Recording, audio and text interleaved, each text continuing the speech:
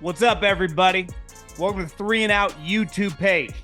I'm John Middlekauff, and we are talking football all day, every day. Make sure you subscribe, like the video, share it with your friends. Let's roll, baby. What is going on? Happy Fugazi Friday. A lot going on. I'm recording this before the preseason games tonight kick off, and we get football back. Obviously, we got preseason games all weekend long.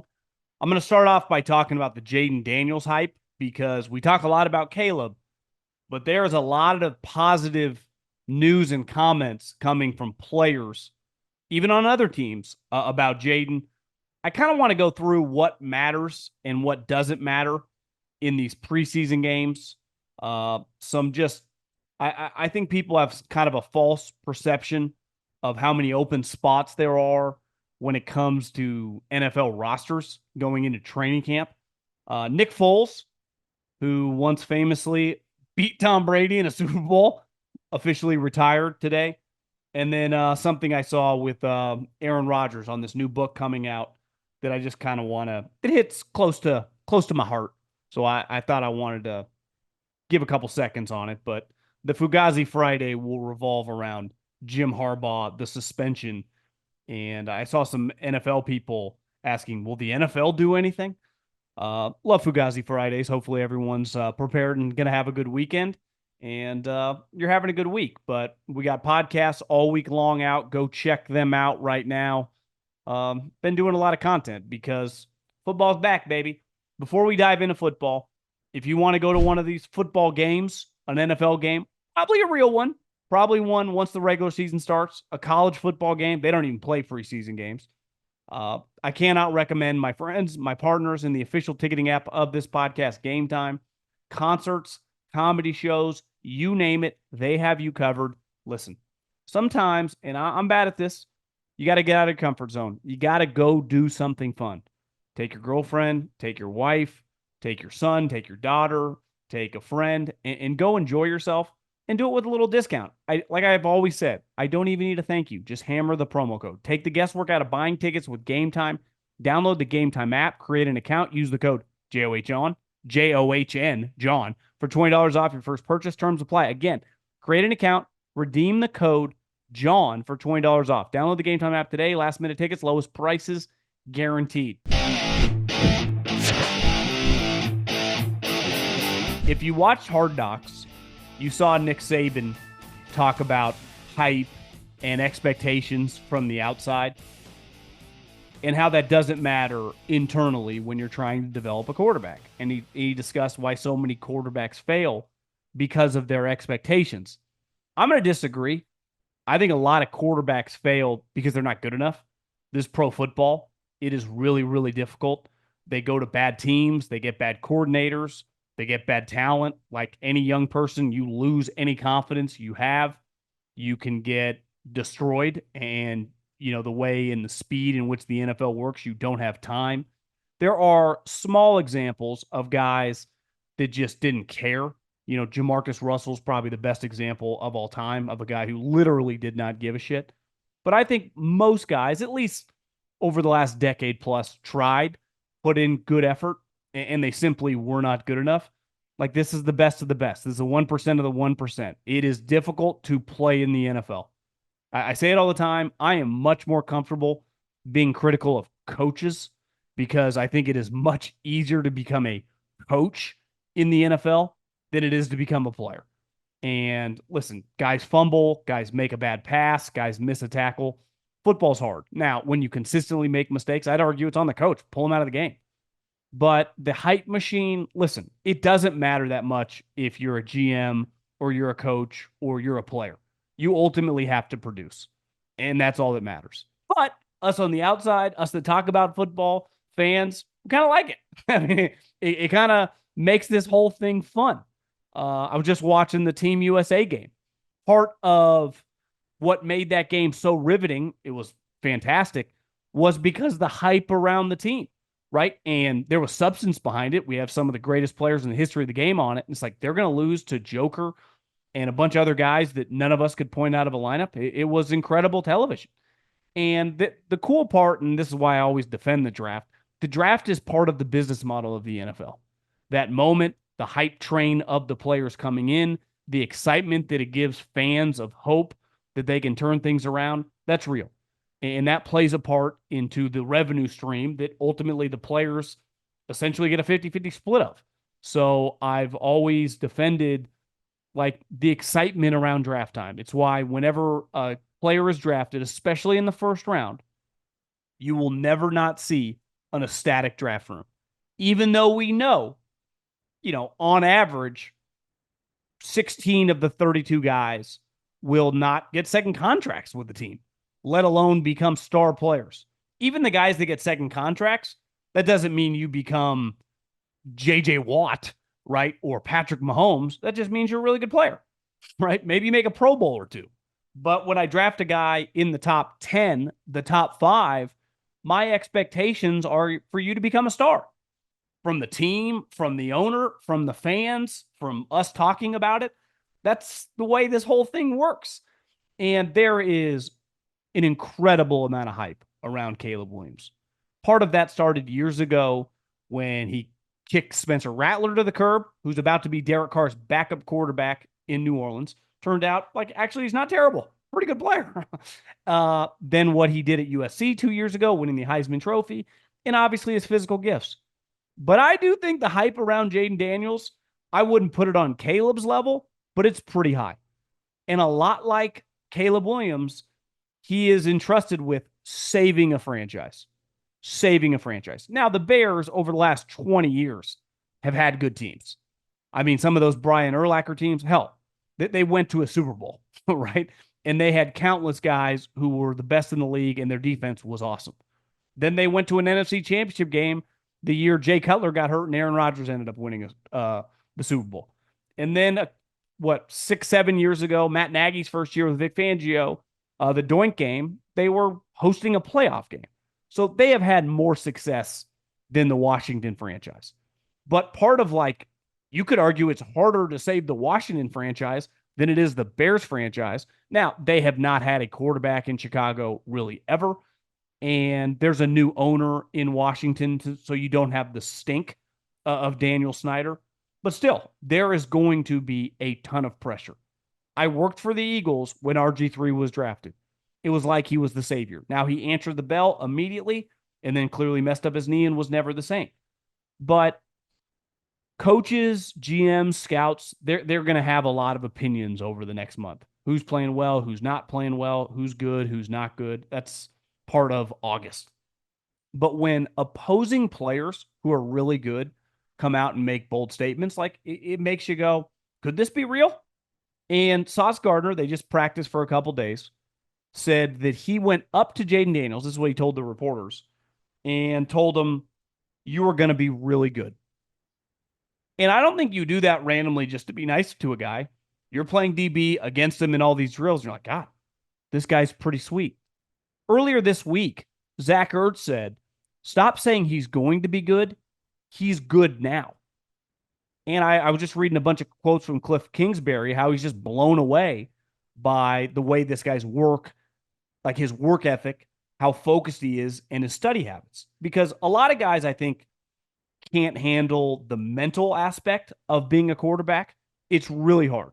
Transitioning from college, where you can get by with talent, to the NFL, where you obviously have to have the talent, but you also have to have this insane amount of mental focus / mental toughness, because you're going to have rough days. It's a much longer season. Obviously, from a football standpoint, they're throwing so much shit at you, it can be very, very overwhelming. But the hype on this guy so far has been pretty strong, and I'm fascinated. And now it all falls on the head coach and the GM. Can they coach well enough over the next several years and put enough players around this guy to give him a shot? And I'm excited to watch. It makes it fun. And from talking to all my buddies when I went to the combine, they thought he was incredible this season. Throws a great deep ball. His arm strength has gotten way better over the years. His decision-making, standing in the pocket, is way better. Obviously, he's a great athlete moving around. The one knock on him, and we talked about it on the fantasy podcast, Like, this is what Caleb brings to the table. He is just thick. We've said it forever about Kyler, a running quarterback.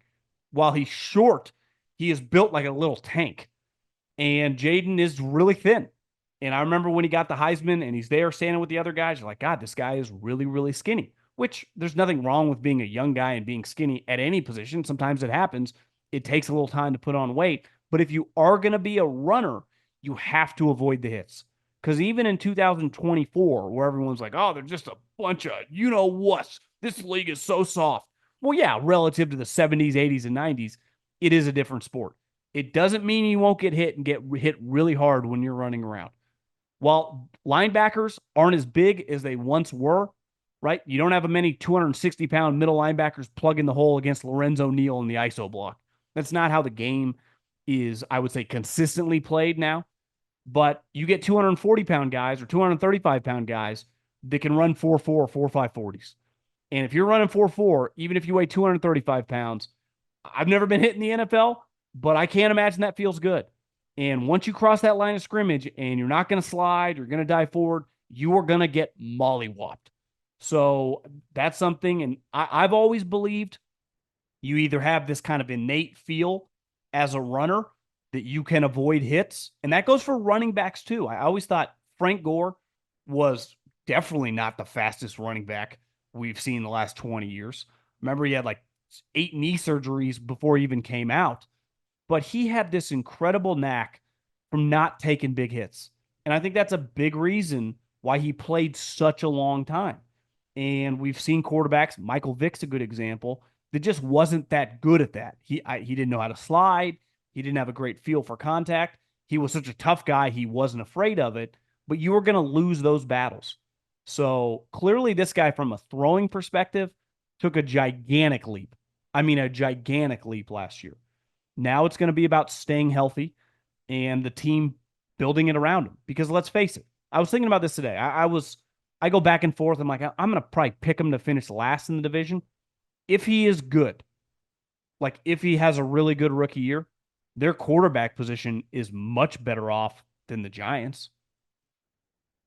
Their quarterback position, depending on how this Dak situation goes, like I'd still be shocked, but as long as he doesn't have a contract and they can't franchise him, who knows if he's on the team next year? Now, you could argue if they are offering anywhere near what he would get in the open market, it pays to be the Dallas Cowboys quarterback, literally and figuratively, off the field.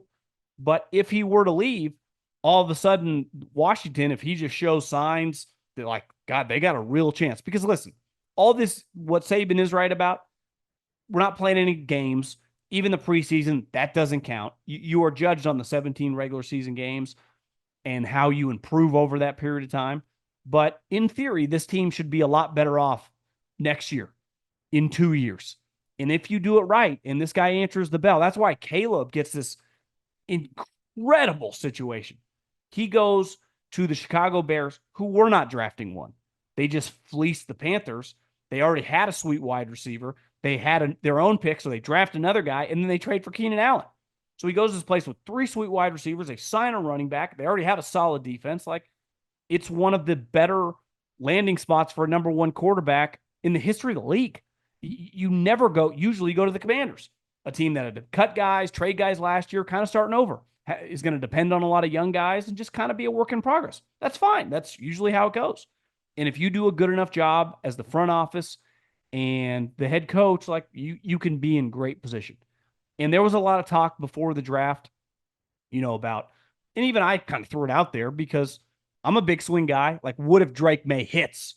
Could he be like Josh Allen? Could he be like Justin Herbert? Well, everyone that I knew in the league that had scouted both of them were like, this guy's just better. And there's just no way you take that risk when this guy has a high ceiling too. And when you watch him in the SEC, he's a baller. So I'm fascinated to watch this guy. I get excited when I see these quotes because I know the way coaches and GMs talk with reporters. One, they're going to be really positive during this period of time. But when other players start saying that, like Zach Ertz won a Super Bowl. Zach Ertz played with Carson Wentz, who at one point in time looked like he was going to be the MVP. Zach Ertz played with Kyler Murray. Sauce Gardner plays elite quarterbacks basically every week or every other week. Like, he kind of knows what it looks like. So I put value in that. Not playing best ball at DraftKings? You're missing out. Here's what you need to know. DraftKings Best Ball Millionaire Contest is their biggest fantasy contest ever. We're talking $15 million guaranteed prize pool with that's right, two millionaires being crowned for the first and second place. If you're set it and forget it type, then Best Ball is for you. No waiver wires, no roster management, bigger roster so injuries won't end your season. Only the draft and that's it. You're set for the year. 15 million prize pool. Still not convinced? Check this out. This year, DraftKings is offering everyone a draft one, get one special. Your $20 entry fee scores you a bonus ticket. Get in on all the best ball action. Download the DraftKings app and use the code JOHN. That's code JOHN for all customers who enter the NFL Best Ball 15 Millionaire contest to get a bonus ticket and get a shot at being crowned one of the 2 millionaires only on DraftKings. Let's talk about the preseason, because I think once these games happen and guys go viral for incredible plays, people are like, this guy's got to make the team. You know, when a guy rushes for 100 yards in the second half against 4 stringers, it's like, this guy is the next star running back in the NFL. Let's just talk overall. The majority of NFL teams, especially the top, I would say 15, 18 teams in the league, don't have that many open spots on their roster coming into training camp. I would say that number varies anywhere from 2 to 3 to 4, but kind of that range.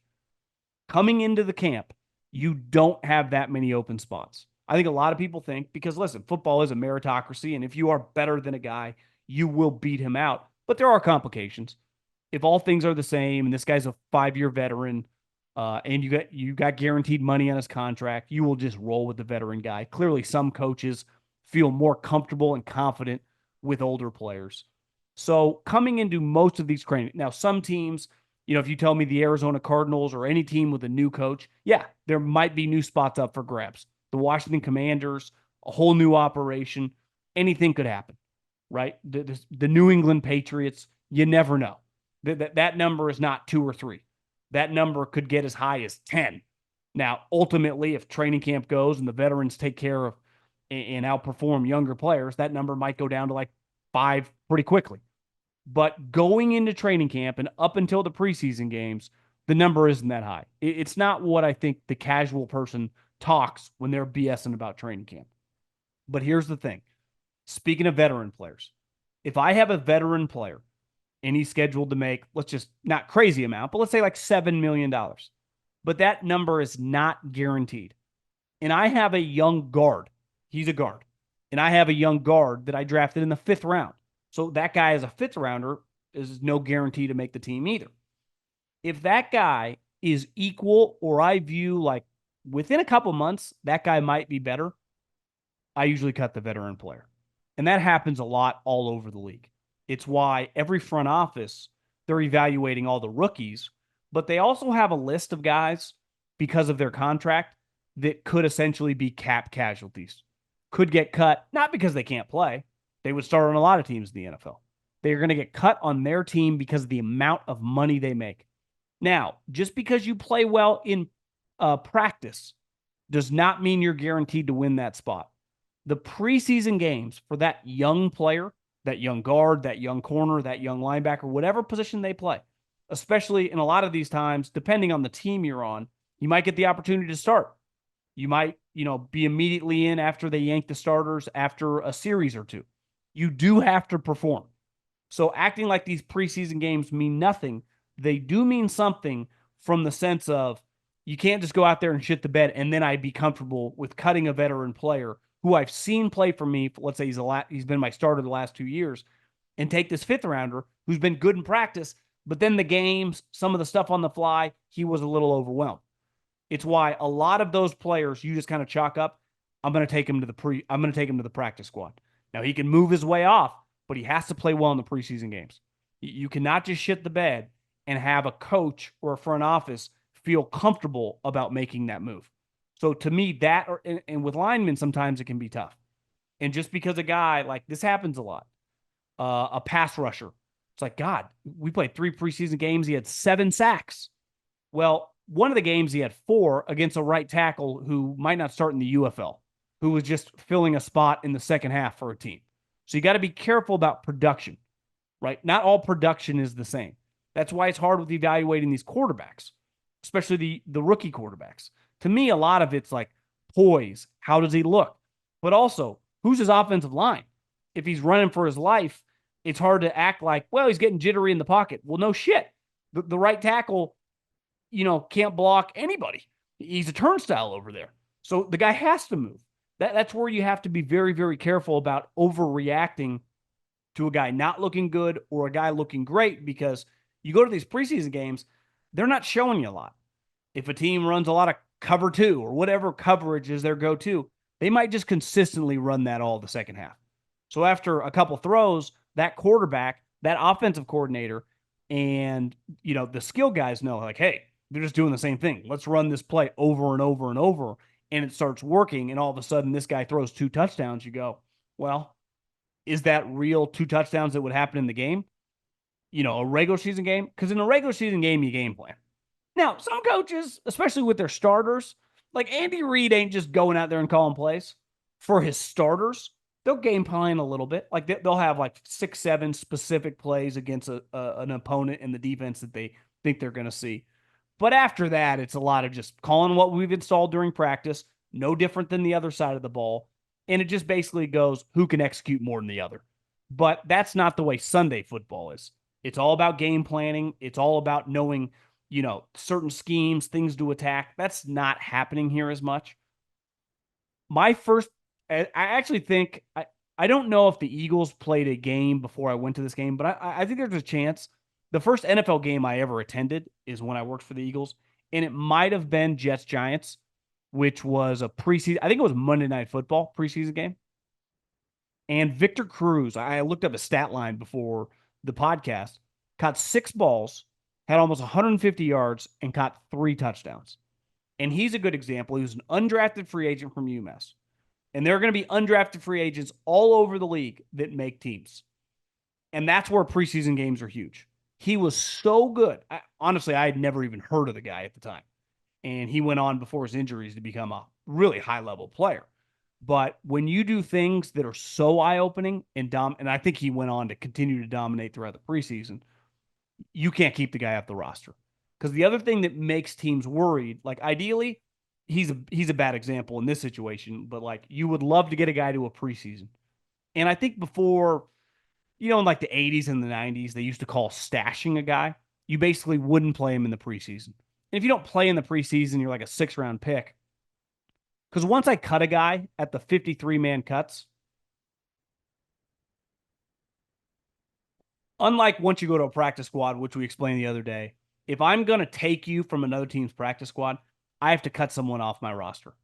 Or a guy, got injured in a game during the season, so I put him on IR. Then I have a spot opening, and I can take a guy from another practice squad.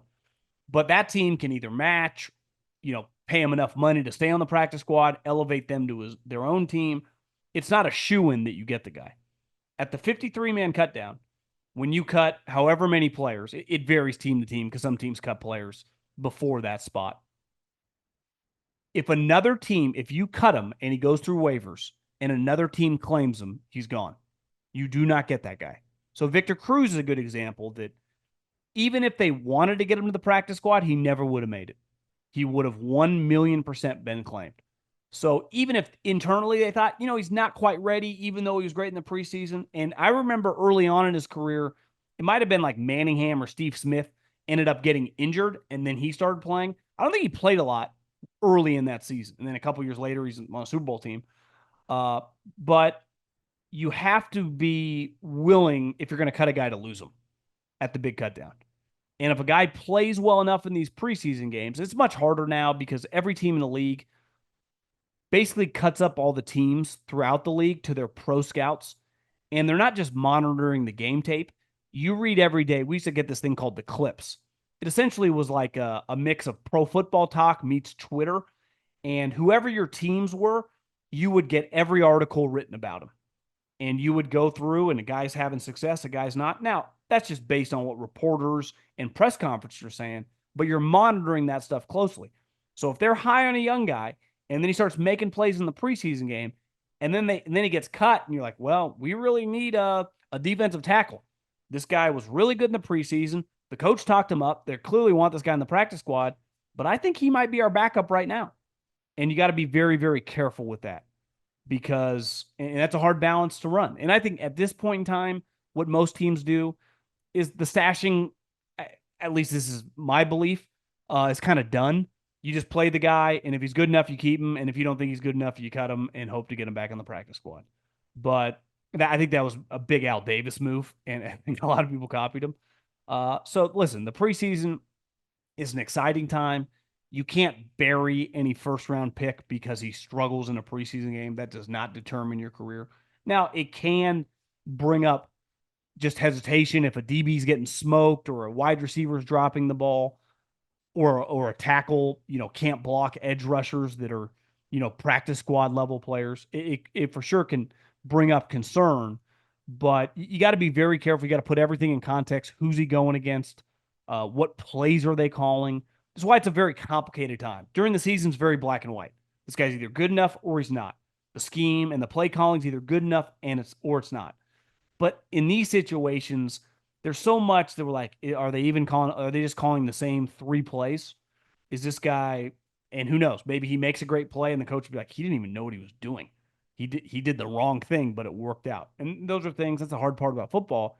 You never know. So I'm going to watch a decent amount of preseason, I'm sure, partly because I'm bored and there's nothing really else on television beside the final basketball game here in a couple days. But yeah, that's just a little breakdown of things I thought about.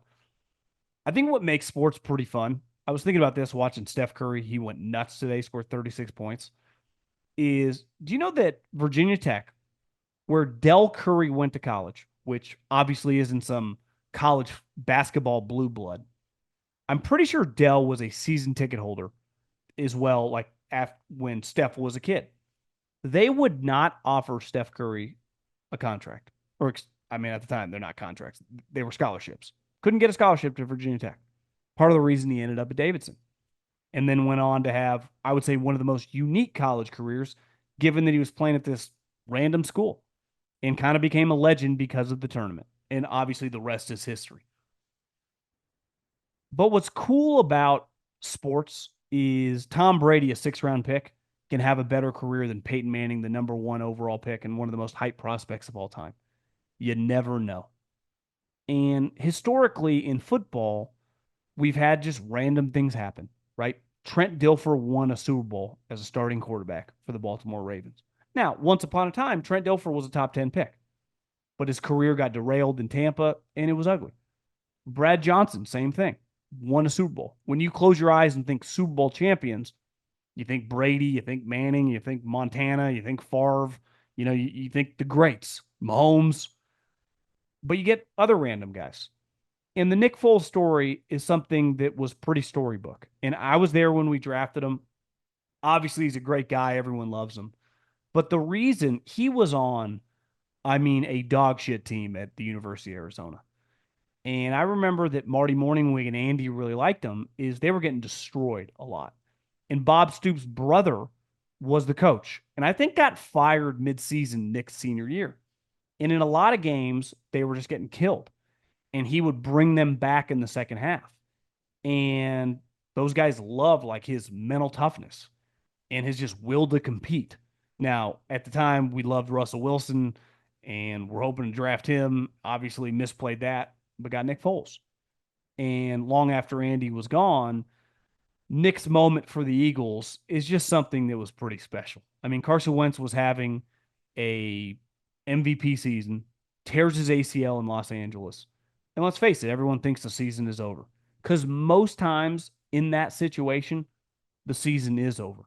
You have no chance. Best case scenario, you get like a guy like Flacco out of the pen, and he just keeps your season alive, and you make the playoffs, but you're one and done, like the Browns were this season. But that doesn't take away from how cool the Joe Flacco story was. Nick Foles helped lead the Eagles to a Super Bowl. And it'd be one thing if it was the Steelers or the Niners or just the Cowboys, some franchise. Obviously, it would have been a big deal with the Cowboys because they haven't been Super Bowl in a long time. But just a franchise with a lot of Super Bowls. Eagles had never won a Super Bowl. He leads them to a Super Bowl. He makes some historic plays. He's obviously a huge reason. I mean, he looks at Doug Peterson and goes, "How about Philly special?" I think they called it special, or whatever the specific name he said is a little different, I think, than the one we said. But regardless, I would say it's one of the most memorable plays in Super Bowl history. I would say the most memorable play, at least in my lifetime, is the Malcolm Butler interception. But the Philly special play is just an all timer. He got a statue. He was the backup quarterback. How often does the backup quarterback get a statue? And he earned it. And I just think sometimes legends are made. A lot of times, legends are great players, right? Michael Jordan, Tiger Woods, just go around. Roger Federer, it's usually like all time greats. And then there's this guy. I think you can just ask yourself, was Nick Foles any good? And I think you'd get a million answers. Like, yeah, he had a great moment, but was he a good player in the NFL? He had a really good season the 1 year with Chip Kelly. But for the most part, his career was like, yeah, meh. Started, I think, under 60 games. After that, Eagles season was clearly never the same. Had a bad injury. Jacksonville made a bunch of money, but he had a moment that made him a legend in the football world, and a legend specifically in Philadelphia. And let's face it, that was the beginning of the end of Carson Wentz, because Carson could never overcome Nick Foles, let alone himself, and which led them, eventually to Jalen Hurts. But I think Foles is, to me, and I say this all the time, like I don't apologize for this. I watch sports for the stars. Just watching the basketball game, like, Maria, this is going to be the biggest loss I've ever seen. You cannot lose to Serbia when they got like two NBA players. Obviously, they got, you could argue, the best player in the world, but this USA team cannot lose this game. And there was, I mean, going in the fourth quarter, like, they're going to lose. They cannot lose this game. You have to win. This would be, in the history of sports, one of the worst losses of all time. And then the dust settles. They didn't lose, so behind us. But Eli beat him twice. And that's the other crazy part about the Patriot dynasty, which is stuff of legend, right? 6 Super Bowls. Hell, they went to 9. It felt, I don't have the exact number in front of me, but if I had to guess, I'd guess 16 AFC championship games. Maybe that 14, 15. I mean, it felt like they were in the AFC championship game every year. And maybe Peyton beat them, right? The Flacco beat them, but it was rare that they lost. And Eli has a chance at the Hall of Fame. I think he's pretty polarizing to me. Like, I'm not going to argue if he goes in. If he doesn't, I got no problem with it. But like, he has 2 of the biggest wins in the history of the league, and it's almost his win against the undefeated Patriots, you could argue, is the biggest win in the history of the league. Because who did I see this? Oh, it was Antonio Pierce, was on the Pardon My Take guys. And he's like, I know we beat him, but I still think that's the best team of all time. Now, you could argue saying that makes his win look better, but I don't think he was bullshitting. I mean, they were pretty good. And Foles didn't beat that version of the team, but he did beat a pretty damn good team. He did beat a really good team. And he changed Philadelphia, the franchises, the way we discuss that franchise forever. Before we get into Fugazi Friday and Harbaugh, I saw a story that hits close to home. And I don't care that much about Rodgers and his parents, but there's a book coming out about Aaron Rodgers, Ian O'Connor, who's, I think I read his Patriot book. It was really good. It might have been about Belichick and the Patriots. It was really good. He's a good writer. He's written about the Yankees. And he got Aaron to talk about the book. And there's been a long story about Aaron and his family. And listen, I no one knows, like, I've seen a lot of family drama in my life, and I've seen people not talk forever. And I'm sure many people listening have gone through a lot with uncles, aunts, grandparents. Like, it's difficult when people pass away. I say it all the time. When I was in Tahoe, I was with some family friends, and they were discussing some drama going on in their family. I don't care if people die and they're leaving $1 or $100 million. Family, people that are close will have problems. It's a pretty consistent theme, and it's broken up many families. Now, that doesn't seem to be the situation here. Obviously, they're still alive. I don't know what happened. And I remember hearing Darius Rucker. I was watching an interview, I think he did with Bobby Bones, and he talked about his dad, who was not around when he was young. I think left his family really, really, really, really young. I don't think Darius knew his dad really at all growing up. But it's not like he moved to a different state. Like I think he lived in the community, started a new family, didn't give a shit about him. And then when Darius and Hootie got big, uh, the way I might be butchering the story a little bit, but like Darius saw him at a concert. I don't know if it was a big concert, it might have been a smaller venue, and went up and talked, and it was a big deal. It's like, that's my dad. And I think Darius is pretty young at this point, and it was a powerful moment for him. And I don't know if he had given him his number or if he had already had it. And he said like a day or two later, I got a voicemail from my dad. So this would have been the mid 90s. And basically on that voicemail, it said, could I get $50,000? And Darius was just crushed. And clearly, if your family is not around growing up, you get to choose how you want to view that. And that is completely on you. And I don't blame anybody. But as someone that had lost his dad, because Aaron told this story about they hadn't talked in a while, clearly. And he saw him at the American Century Golf Tournament last year. And Aaron's first thought was like, I'm not even going to go up to see him. And listen, if your parents in his position steal money from you, try to fuck you financially, I get there's sometimes a point of no return in life. But this sure feels like, and they alluded to this in the article that I read, that it was a lot over a girlfriend and some religious beliefs and just some weirdness. Like, that's what you're going to throw away your relationship with your father and your mother? That seems pretty crazy to me. Because as someone whose dad's not around and I don't get to talk to him and haven't got to talk to him since 2018, lost my dad when I was 34, 33 years old. Like, that seems pretty dumb and pretty petty. So Aaron ended up going talk to him. And their relationship, I don't know if it's been completely mended, but it's clearly not as bad. And that's the right thing to do because life is too short. As Kyle Shanahan once said, we could die tomorrow. And listen, for as funny as that comment was at the time, it's true. Anything can happen at any moment with anybody. And in life, and people listening to this, as you get older, you go through friends, you cycle through different people and business in your life. I would say your parents, your brothers and sisters, obviously once you have kids, there is a small community of people that, I mean, just are on a different level of your life. And we all go through problems. Me and my dad butted heads a million freaking times. We did not always agree in life, starting at a very young age. Once you get older, you a little lighter, you don't care as much, but life is too short to let just stupid things splinter your family. It's just so like honestly, reading that kind of made me happy. It was like this has been one of the dumber stories. And I get like that moment on The Bachelor when uh, Jordan Rodgers and his wife, forget her name, follow her on Instagram, set a place at the table. Like if I was Aaron, I would have been like, you guys are such losers. You guys, screw you. I supported him on that one. And I didn't even know what was going on. Like that was egregious. I mean, that was embarrassing for their family. Like you can't do that. But eventually, they say time heals wounds. It should, especially when it comes to family, because as you get older, you're like, I don't have the energy for this. And last but not least, Fugazi Friday.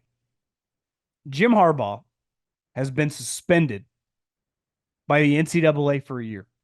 He has been giving a show cause penalty, which I think essentially doesn't allow you to recruit, which makes it impossible to be a college head coach for almost half a decade, for 4 years. And I thought, this has to be the stupidest thing I've ever seen. And then I was actually upped because Florio was like, will the NFL do it? Will they suspend him? Because they did once with Terrell Pryor and Jim Tressel. Now, first and foremost, the suspension of Terrell Pryor looking back over the tattoos is pretty stupid. We all agree with that. That is dumb.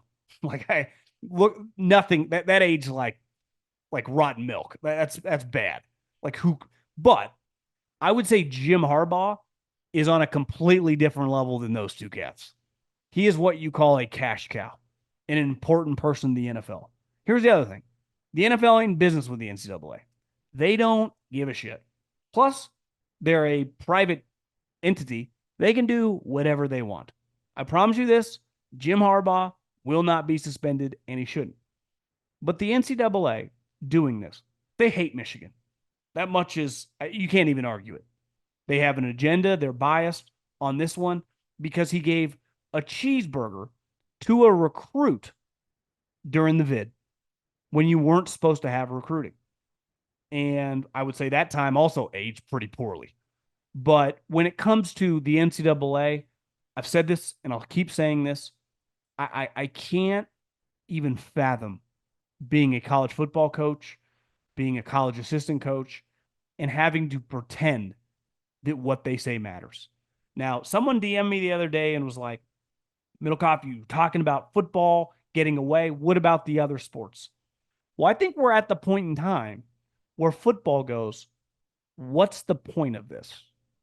Why are we subsidizing everything? It's why I think it's pretty inevitable the way this is trending that they will break away from the NCAA. I don't pretend to know how it's all going to shake out, privatize, run their own operation, maybe still send maybe a percentage to the school and still be the Michigan Wolverines or the Texas Longhorns, but they will not be under the umbrella of these loser administrators somewhere in Indianapolis. Most of them have nothing to do with sports, right? They weren't former coaches.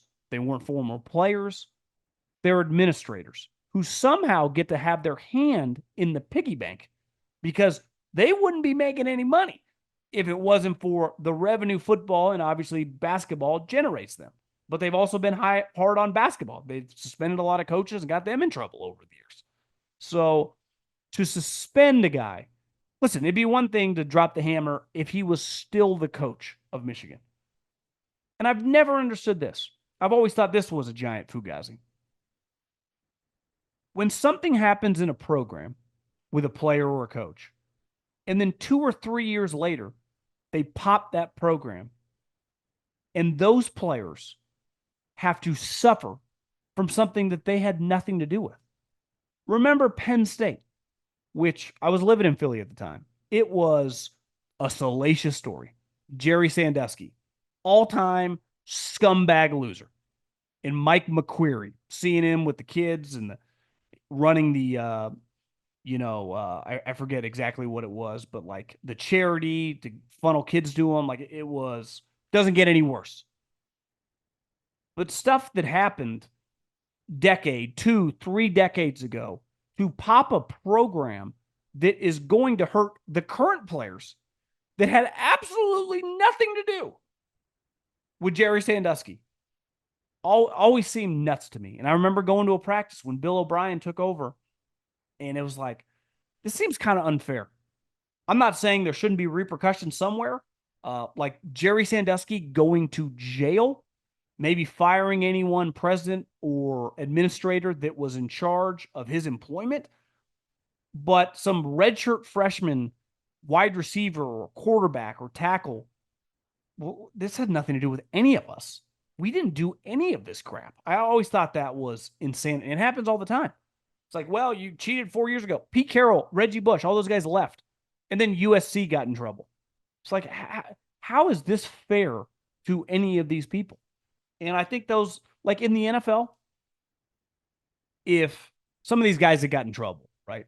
Jordan Addison gets a DUI.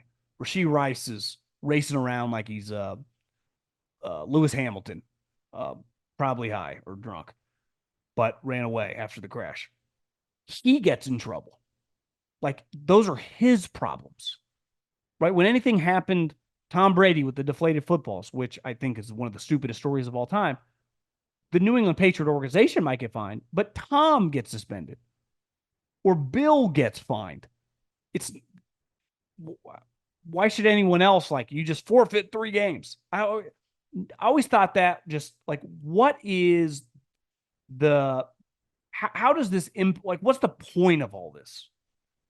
And I've always thought there is no point.